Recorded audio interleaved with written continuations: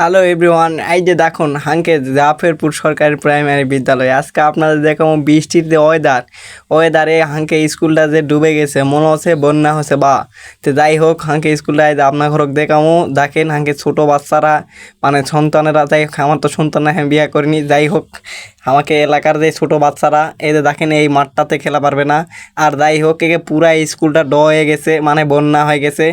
আর এ হাঙ্কে গ্রামের অবস্থা। আর আপনাদের এটা দেখানোর জন্যই আমি আজকে আপনাদের ভিডিও করছি।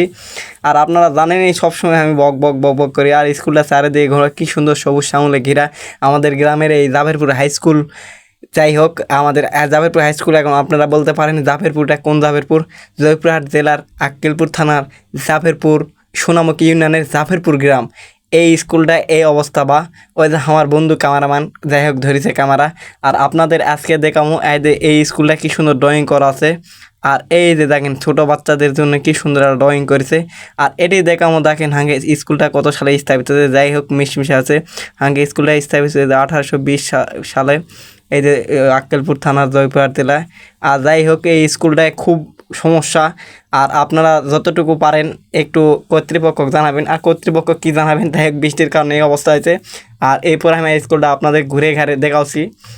আর একটা কথা, সেটা হচ্ছে ভাই, জীবনে হাতেরাই করেন মহিলা মানুষের সম্পর্কে একটু কিছু বলি। এই এলাকার পাশে মহিলারা এই যে এখানে বিকাল হলে স্কুল ছুটি দেওয়ার পরে 5টার পরে যেটা করে বিকাল, ওই বিকালে যে এই মেয়েরা যে বসে থাকে উকুন তুলে, এই উকুন আর তোলা হবে না, মেয়েরা গপ্প করে কয় যে অবু অবু জানিস ও মোরত এটা হচ্ছে, অবু অবু জানিস ও মোরকের বাটা এটা হচ্ছে, হ্যান ত্যান হচ্ছে বিভিন্ন কারণে। এই যে এলা আর হবে না, এই যে এখানে কত ছোটো বাচ্চারা এসে খেলাধুলা করে করে, এলা আর হচ্ছে না। আর যাই হোক, আমি সবসময় বক বক বক বক করে, আপনারা অবশ্যই জানেন। আর আমার বকবকানিতে আপনারা কখনো কিছু মনে করবেন না। যাই হোক, আমার সাদা মনে কোনো কাদা নাই।